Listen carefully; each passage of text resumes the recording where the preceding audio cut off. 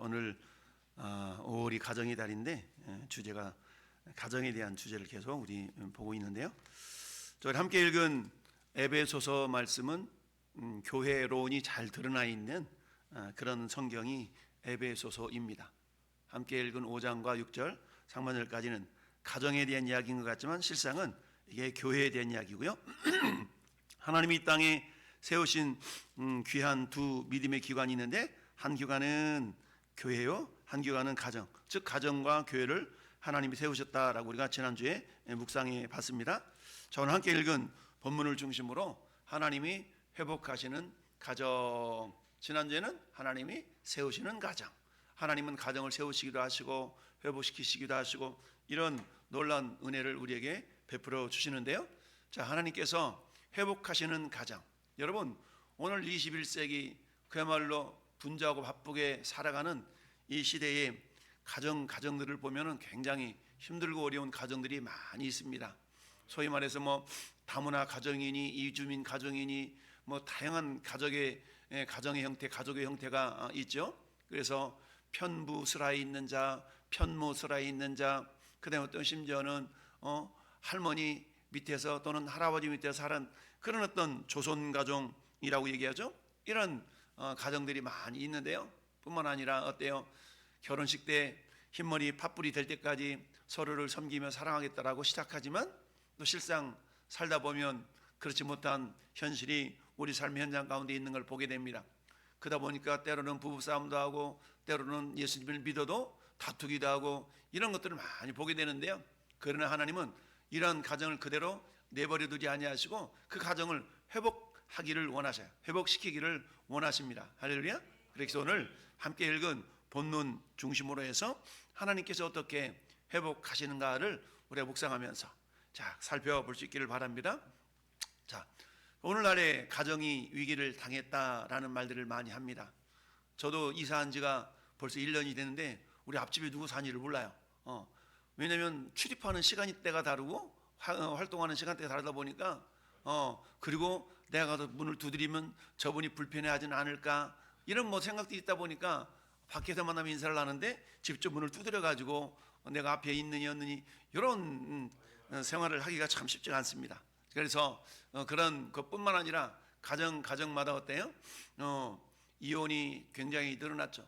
전 세계에서 우리나라가 이혼율이 굉장히 높은 나라의 한 나라가 됐습니다. 뿐만 아니라 어때요? 갈등들이 많죠. 종교적인 갈등 또는 관계적인 갈등 또는 재정적인 갈등 이런 갈등들이 많이 있습니다. 또는 어떤 어려움들이 있습니까? 정말 아침에 출근해서 퇴근하기까지 자녀들과 대화를 제대로 한번 해보지 못하는 그런 가정들도 굉장히 많이 있습니다. 가족이 2명, 3명 살아도 한 상에 둘러앉아서 먹고 마시던 그런 날들이 또 많지가 않고요. 그만큼 우리는 힘들고 분주하게 살다 보니까 그야말로 가정이 하나가 되는 데에 굉장한 위기를 겪고 있는 것이 오늘의 현실인데요. 우리 하나님께서 창세기 3장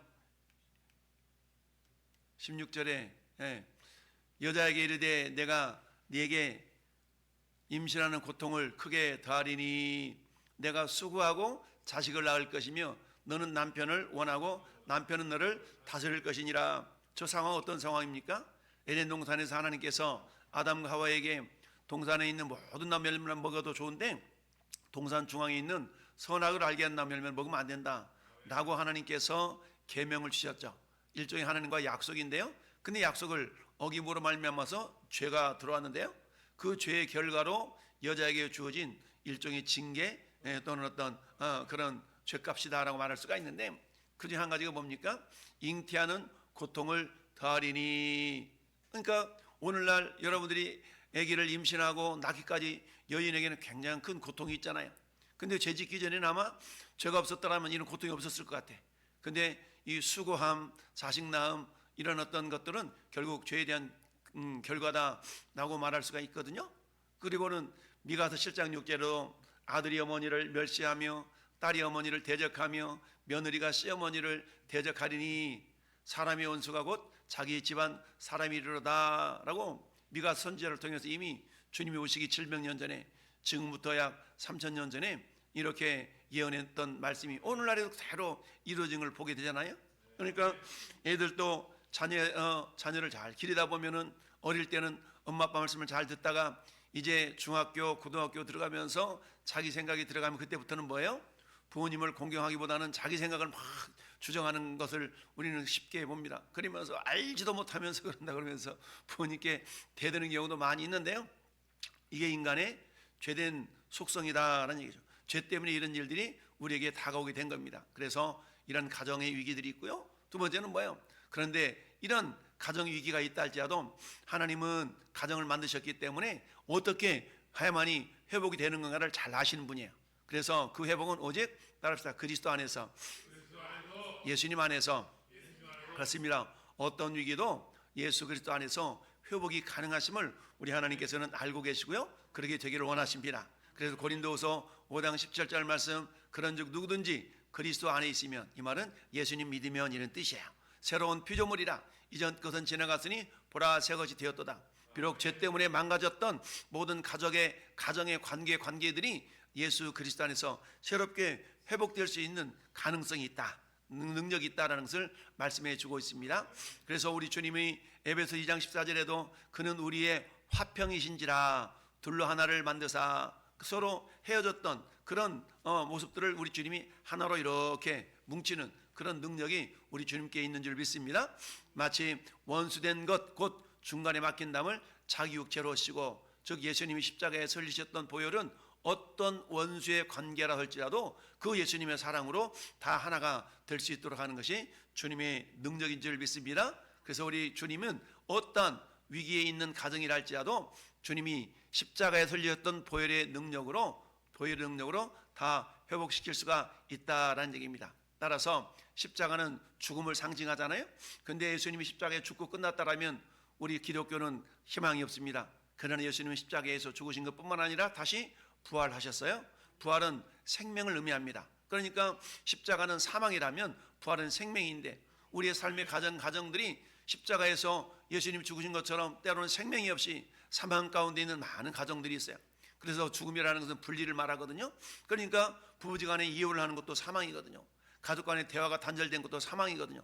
이런 사망의 현장에 우리 주님은 다시 한번 생명을 공급하기를 원하시는데, 그게 우리 주님이 십자가에서 비록 죽으셨지만 다시 사흘 만에 부활하심으로 새로운 생명을 잉태해 주셨다는 사실입니다. 따라서 십자가와 부활은 위기 가정의 회복의 비밀인 줄 믿습니다.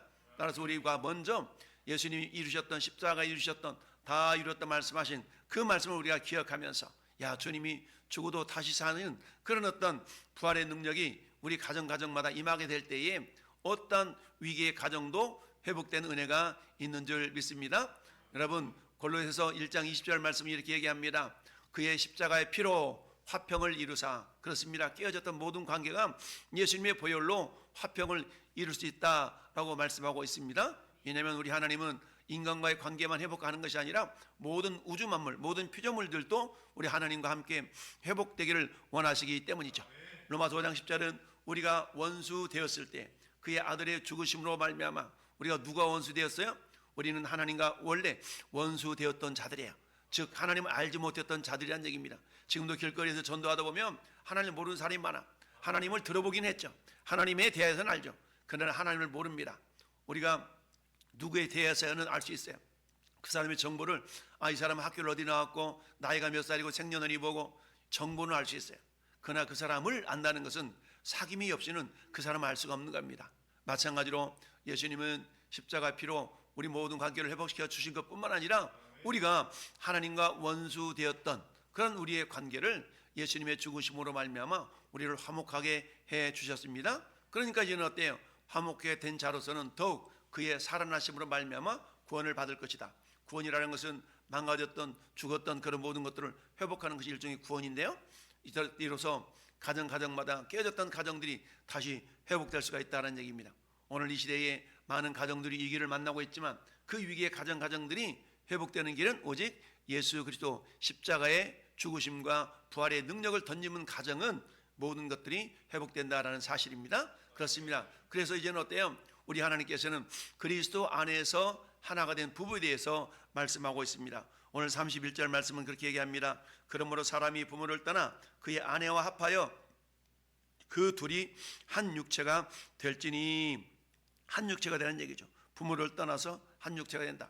남자와 여자가 결혼을 하면 어떻습니까? 이제는 남자는 자기 부모, 여자도 자기 부모 밑에 살다가 결혼하면 각각 부모를 떠나서 둘이 남자와 여자가 한 가정을 이루면서 살아가게 되는 것이죠. 자, 이것은 뭘 의미하느냐? 우리는 이 비밀은 크도다. 나는 그리스도와 교회에 대해서 말하노라. 그러니까 31절 가정에 대한 이야기를 하시면서 32절에는 무슨 말씀하시는 거예요?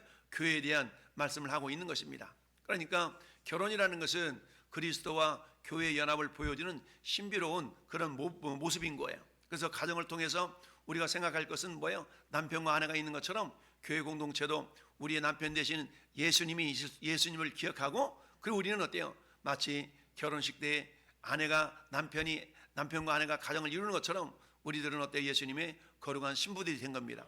비록 우리가 생물학적으로는 남자와 여자가 있다 할지라도 영적으로 말한다면 우리는 예수님의 모든 예수님의 신부들이다. 할렐루야. 예수님의 모든 신부들이다라는 것을 우리가 기억할 수 있어야 됩니다. 그래서 부부는 서로 사랑하고 존중함으로써 하나님의 회복을 경험할 수가 있는데요. 사랑은 허다한 죄를 덮느니라. 그렇습니다. 완벽한 인간, 완전한 인간은 없어요. 완벽하고 완전한 인간이 없기 때문에 서로가 부족합니다. 결혼이라는 건 그 부족한 부분을 내가 감당하리라 라는 마음의 자세가 없다면 결혼하면 또 티격태격 싸울 수밖에 없는 겁니다. 그러다 보니까 어때요?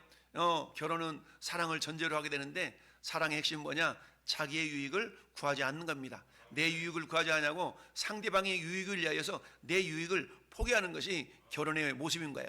자, 그렇게 해서 부부는 서로 사랑하고 존중함으로써 하나님의 회복을 경험할 수 있는 겁니다. 아무리 위기의 시대의 위기의 가정이라 할지라도 결국 주님의 사랑으로 서로를 사랑하게 될 때에 그 가정은 회복의 역사가 될 줄로 믿습니다. 이처럼 부부관계도 그리스도의 사랑으로 그야말로 고쳐지고 그럴 때에 새로운 놀라운 피조물로서의 이 역사가 나타나게 된다라는 얘기입니다. 우리 예수님은 마태복음 19장 6절에서도 그렇게 말씀하셨어요. 그런즉 이제 둘이 하니요 한 몸이니 그러므로 하나님이 짝지어 주신 것을 사람이 나누지 못할지니라. 사람이 나누지 못해요. 근데 나누는 경우가 많죠. 이건 뭐예요? 우리가 하나님의 말씀에 전적으로 순종하고 살고 있지 못하다는 것을 우리에게 보여주고 있는 겁니다. 두 번째는 뭐예요? 그리스도 안에서 질서 있는 가정, 그리스도 안에서 질서가 있어야만이 그 가정이 회복된다라는 얘기입니다. 우리 하나님은 태초에 하나님이 천지를 창조하시니라 라고 말씀하셨죠. 천지, 하늘과 땅에 있는 모든 피조물들을 다 창조하셨는데 창조하고 내버려 두신 것이 아니고 하나님 그 창조물들이 어떻게 잘 존재하도록 질서 있게 존재할 수 있도록 그 질서도 하나님이 창조하셨어요.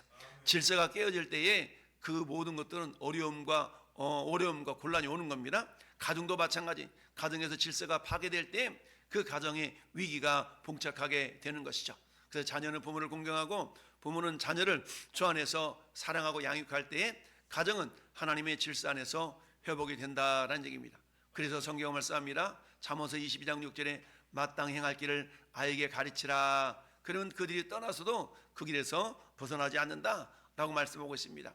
가정도 우리 하나님 주신 질서대로 움직일 때에야만이 열매가 맺어질 수 있어요. 그 열매는 어떤 열매입니까? 사랑의 열매, 희락의 열매, 그 화평의 열매, 이런 성령의 열매들이 그야말로 하나님 주신 질서대로 움직일 때에 열매가 맺힌다라는 얘기입니다. 자, 그걸 기억하면서 오늘 골로새서 3장 20절을 같이 읽어봐요. 시작.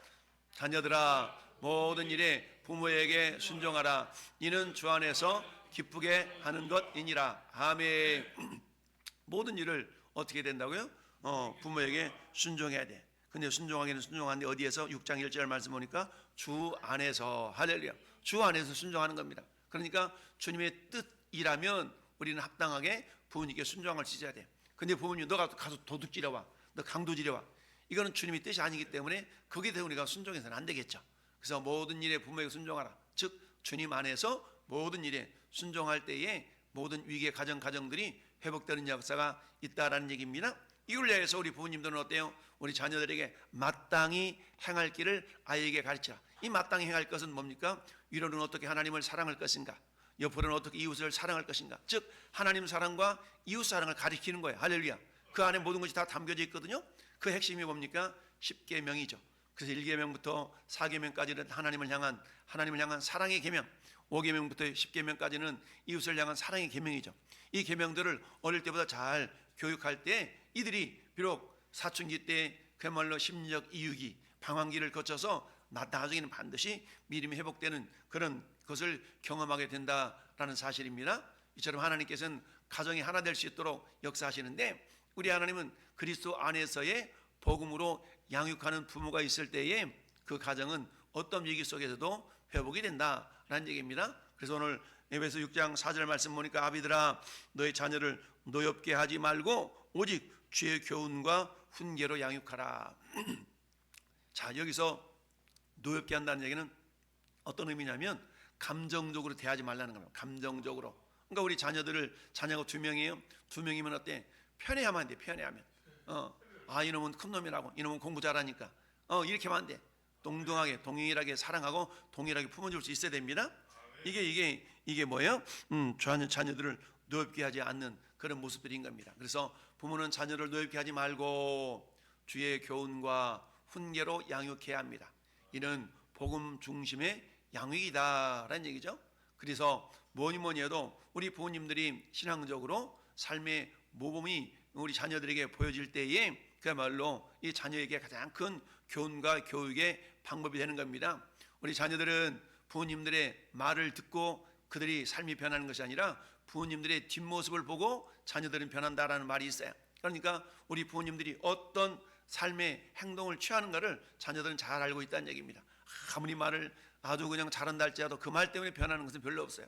그 말을 자기가 먼저, 부모님들이 먼저 이렇게 실천하며 나갈 때 우리 자녀들도 그것을 본받아서 우리 부모님들이 이렇게 하니까 저래야 되겠구나 라고 한다는 얘기죠. 목사님이 토요일마다 만나는 우리 김용덕 집사님이라는 분은 항상 만날 때마다 자기 어머니를 자랑을 그렇게, 어머님이 나를 이렇게 신앙을 양육했노라고, 우리 어머님이 그렇게 교회를 섬겼노라고 그렇게 자랑을 합니다. 그러니까 어머니 권사님 되시는 분이 어떻게 교회를 섬겼고 자녀들을 어떻게 양육했고 이걸 간증 자랑을 많이 하시는데, 그렇게 교회를 사랑하고 목사님을 사랑하고 이렇게 섬겼던 것들을 쭉 이렇게 말씀을 하세요. 그러면서 그렇게 자랑하면서 나도 그 어머니의 신앙을 바라보고 이렇게 지금 신앙을 하고 있노라고 늘 이렇게 고백하며 자랑하는데, 그렇습니다. 성경에도 디모데라는 믿음의 사람이 나오잖아요. 그러니까 디모데는 그 믿음이 어디서 왔다고 그래요? 어머니 유니게로부터 왔어. 그 엄마의 믿음은 외할머니한테 왔어. 이처럼 믿음이라는 것은 내 당대에서 끊어지는 것이 아니라 부모 세대에서 자녀 세대로, 자녀에서 또 손주 세대로 이렇게 흘러가야 됩니다. 그래서 믿음이 끊어지지 않는 그런 것은 뭐니 해도 내가 믿음의 모범을 보일 때에 이 모범이 자녀들에게로 잘 흘러간다라는 사실을 기억하면서 뭐니 해도 그리스도 예수 안에서 복음으로 양육하는 부모들이 되어야 될 줄로 믿습니다. 그래서 어떻게 해요? 신명기서 6장에서는 이렇게 말씀합니다. 내가 오늘 내게 명하는 이 말씀을 어떻게 마음에 잘 새기고 그 다음에 자녀에게 어떻게 하라고요? 부지런히 가르쳐라. 부지런히 가르쳐라. 부지런히 가르치라는 얘기는 뭐겠습니까? 말로만 가르치는 것이 아니라 그렇게 부지런히 행동으로 모범을 보이라는 얘기입니다. 자기는 교회도 가지 않으면서 야 너 교회가, 야 이번에 중간고사 기간이니까 너 공부하고 바쁘지 힘들지 그냥 당분간 교회는 쉬어. 이래가지고는 믿음이 자랄 수가 없습니다. 우리가 타협해야 될 게 있고 타협하지 말아야 될 게 있거든요. 근데 신앙의 모습은 절대로 타협해서는 안 됩니다. 그렇기 때문에 우리 엄마는 이건 예외가 없어. 반드시 예배는 드려야 돼. 이런 어떤 것들이 교육이 되어야만이 힘들고 어려울수록 더욱더 주님을 찾지, 그렇지 않으면 적당하게 타협하는 삶을 살아갑니다. 여러분 적당하게 타협하며 살아가는 신앙은요, 그때는 당분간은 잠시는 괜찮은 것 같지만 시간이 흐르면 흐를수록 그 믿음은 하나님 보실 때 아름다운 모습이 아니라 결국 갈등의 가정을 유발시키는 그런 모습이 될 수밖에 없습니다. 이런 가정들은 어때요? 비록 나는 예수 믿는다고 말은 하지만 믿음이 똑바로 서 있지 않으면 그 가정도 위기에 봉착할 수밖에 없다라는 사실. 그래서 디모데후서 3장 15절 말씀처럼 성경은 능히 너로 하여금 그리스도 예수 안에 있는 믿음으로 말미암아 구원에 이르는 지혜가 있게 하느니라.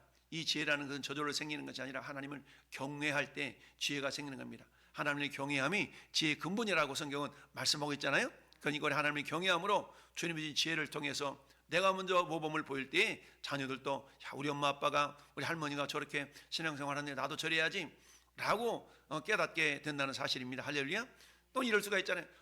나는 우리 엄마는 우리 아빠는 예수님 안 믿고 나만 믿어요. 그럼 거꾸로 내가 영적으로 가장이 되는 겁니다. 물론 생물학적으로는, 물리적으로는 엄마 아빠가 나를 낳아주셨기 때문에 나보다 가정에서는 어른이지만 그러나 신앙적으로는 내가 더 어른일 수가 있는 거야. 그럼 거꾸로 내가 신앙의 모범을 보이면 부모님들이 거꾸로 야, 우리 아들이 저렇게 신앙생활 하는데 나도 좀 예수 좀 믿어볼까? 이런 생각이 드는 겁니다. 할렐루야. 이런 은혜가 우리 가정마다 임할 때에 그러면 하나님의 회복하시는 놀라운 은혜를 경험하게 될 줄로 믿습니다. 그렇다면 우리 하나를 실천할 수 있는 방법, 첫째, 따라서 말로 인정하기. 그렇습니다. 말로 인정하는 겁니다. 하루 한 번 이상 가족에게 수고를 인정하는 말을 건넬 수 있어야 됩니다. 엄마 고마워요, 이렇게 밥을 해주셔서. 여보 고마워, 이렇게 아침 밥을 주셔서. 저 뒤에 우리 사모님이 지금 웃고 있는데 어저께 우리 집사람 생일이었는데 생일 축하를 내가 별로 잘 못해줬거든. 그랬더니 여보 사랑합니다. 아무튼 이런 한 번이나 가족에게 수고를 인정하는 그런 말을 건넬 수 있어야 됩니다. 두 번째는 감사를 표현하는 겁니다. 감사. 작은 일에도 감사와 존중을 표현할 때에 고맙습니다, 감사합니다, 우리 늘 인사하지 않습니까? 그렇잖아요. 옆에 있어주는 것이 참 감사한 거야. 왜냐하면 없어 보면 있을 때가 귀한 것을 그때야 깨닫잖아요. 그러니까 정말 옆에 있어주는 거, 자리를 지켜주는 것만큼 귀한 게 없습니다. 우리 교회에서도 마찬가지잖아요. 충성의 기본은 자리를 지키는 거라고 그러잖아요. 충성의 기본은 그 자리에 있는 거예요. 왕이 신하에게 뭔 일을 지키려고 그러는데 신하가 자리 없어봐, 그러면 안 되잖아요. 항상 스탠바이, 왕이 뭐라고 명령하든지 언제든지 이행할 준비가 되어 있는 상태, 이게 충성의 기본인 겁니다. 마찬가지입니다. 하나님 앞에 우리가 충성하는 것도 마찬가지. 항상 그 자리에서 김 집사님 안 계셔요? 오늘 결석했대요. 왜요? 이랬대요. 이래가지고 충성의 모습이 아닌 겁니다. 그래서 성경은 뭐라고 말씀합니까? 죽도록 충성하라 그래요. 죽도록이라는 건 뭡니까? 죽을 각오를 하고 충성하라는 겁니다. 할렐루야. 그럴 때 하나님께서 우리에게 생명의 면류관을 주시겠다고 약속하고 있는 거 아니겠습니까? 이처럼 말로 서로를 인정해주고 작은 감사를 표현할 수 있어야 되고, 그 다음에 어때요? 예배를 실천함으로 말씀과 기도와 섬김을 실천하는 겁니다. 할렐루야. 우리 김효덕 집사님 아침에 일찍 나와서 주보 접고 참 이렇게 미리미리 준비하고, 우리 교회에서 가장 멀리 살잖아. 가장 멀리 살아도 가장 많이 나오시잖아. 그래서 주보 접고 이런 모든 것들은 눈에 띄지 않지만 그런 것들의 혜택을 우리가 누리는 거잖아요. 어제는 어때요? 또 목장원들 나오셔서 다 예배당 청소하고 깨끗한 환경 가운데 우리가 예배를 드릴 수 있는 모든 것, 이거는 뭡니까? 그야말로 삶으로 실천하는 섬김의 모습 아니겠습니까? 그래서 말로 이런 모습을 볼 때 어제 우리 집사님이 청소해 주셔서 오늘 깨끗하게 예배 드릴 수 있어서 너무 감사해요, 이런 말 한마디로 전할 수 있다는 것은 너무 고마운 일이죠. 뿐만 아니라 우리가 예배를 통해서 어때요? 말씀을 순종하고 기도 실천하고 그리고 섬김을 이렇게 보여줄 때에 그야말로 어그러졌던 망가졌던 위기의 가정이라 할지라도 그 가정들이 회복이 될 줄로 믿습니다.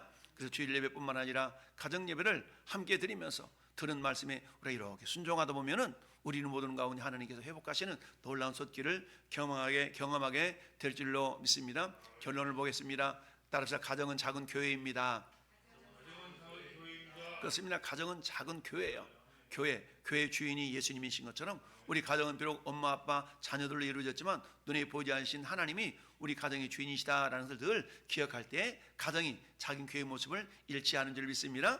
두 번째는 늘 우리가 십자가 회복을 우리가 믿고 나아갈 수 있어야 됩니다. 왜? 십자가라는 것은 죽음으로 끝이 나는 것이 아니라 다시 부활이 약속되어져 있기 때문이죠. 그래서 깨어진 관계는 오직 예수 그리스도의 십자가와 부활 안에서만 회복이 가능하다는 사실을 기억하면서 늘 예수님께서 십자가에 흘리셨던 보혈의 능력을 기억하고 예수님이 다 이루셨다는 말은 뭡니까? 어떤 어려운 것도 어떤 위기도 주님이 해결할 능력을 이미 내가 가지고 있다는 걸 우리에게 말씀하고 있습니다. 따라 그런 가정들은 이 회복 이후에 이제는 어때요? 주님이 회복하신 그 놀라운 은혜와 사랑을 이제 어때요? 세상에 보여줄 수 있는 그런 놀라운 그런 모습들이 된 줄로 믿습니다. 그래서 어때요? 많이 가져서가 아니라 부족해서가 아니라 항상 주님과 함께하는 그 가정은 어떤 상황 가운데서도 기쁨과 감사를 멈추지 않는 줄 믿습니다. 그럴 때 세상 사람들이 그 사람들을 바라보면서 야, 저 가정은 뭐 있길 저렇게 그러나 왜 저렇게 표정이 밝지? 알고 봤더니 예수 믿는 왕성교회 집사님이래. 할렐루야. 이런 은혜와 이런 사랑을 통하여서 많은 사람들이 주님을 발견하는 놀라운 축복의 통로들로 쓰임받기를 예수님의 이름으로 축원합니다. 아멘.